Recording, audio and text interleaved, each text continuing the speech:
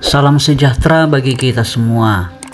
Senang sekali akhirnya kita bisa berjumpa kembali, dan hari ini kita kembali akan merenungkan firman Tuhan yang akan membuat kita punya pegangan dalam hidup ini.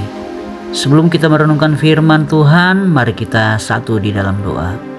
Bapa yang baik, kami bersyukur buat kebaikan Tuhan dalam hidup kami. Saat ini kami akan merenungkan sebagian daripada firman-Mu. Urapi kami semua dengan kuasa Roh Kudus-Mu. Mampukan kami untuk mengerti dan melakukan di dalam hidup kami, sehingga kami boleh menjadi orang-orang yang menyenangkan hati Tuhan, sehingga kami boleh menjadi pribadi yang berhak atas janji-janji Allah yang ajaib di dalam firman-Mu. Terima kasih banyak Bapak, ampuni dosa kami. Kami sudah berdoa dan bersyukur, serta mau merenungkan firman-Mu hanya di dalam nama Tuhan Yesus Kristus, Tuhan dan Juru Selamat kami. Haleluya, amin. Bapak Ibu Saudara sekalian yang saya kasihi di dalam Tuhan Yesus Kristus, renungan firman Tuhan hari ini kita akan membaca di dalam Injil Lukas pasal yang ke-23 ayat yang ke-42. Berbunyi demikian. Lalu ia berkata, Yesus, ingatlah aku apabila engkau datang sebagai Raja. Bapak Ibu Saudara sekalian yang saya kasihi di dalam Tuhan Yesus Kristus, ada orang suka berbuat jahat, berkali-kali diperingatkan, tidak juga sadar, malah semakin jahat. Tampaknya tidak ada lagi harapan orang itu bertobat. Ada yang bersikeras tidak mau menerima Yesus sebagai Tuhan dan Juru Selamat. Sudah banyak orang menginjili dirinya, malah ia menghujat nama Yesus.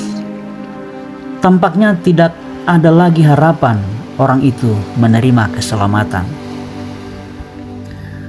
Bapak Ibu Saudara sekalian yang saya kasihi dalam Tuhan Yesus Kristus, saat Yesus disalib, ada dua penjahat turut disalib. Namanya penjahat, sudah pasti perbuatan mereka jahat, sampai jatuh hukuman mati atas diri mereka. Saat tergantung di kayu salib, masih juga mereka berbuat jahat. Mereka mencela Yesus, namun tiba-tiba seorang dari penjahat itu bertobat.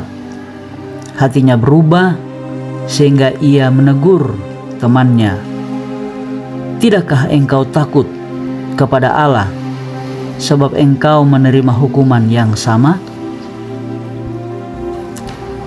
Penjahat itu menyadari kesalahannya dan rela hati menerima salib sebagai hukuman yang layak baginya.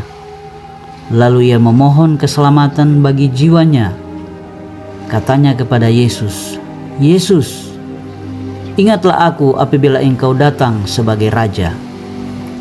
Kisah penjahat itu menunjukkan bahwa selalu ada harapan bagi manusia yang jahat untuk bertobat. Selalu ada harapan bagi yang keras hati untuk menerima keselamatan. Bapak Ibu Saudara sekalian yang saya kasihi di dalam Tuhan Yesus Kristus, sekarang mungkin ada orang-orang di sekeliling kita yang masih suka berbuat jahat. Ada juga dari mereka yang bersikeras tidak mau menerima Injil keselamatan.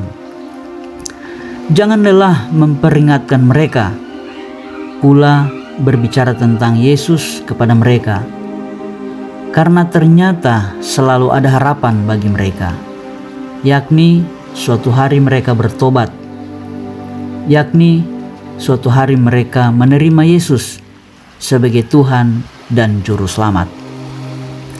Selama masih bernafas, selalu ada harapan bagi seseorang untuk bertobat dan menerima keselamatan. Kita satu di dalam doa.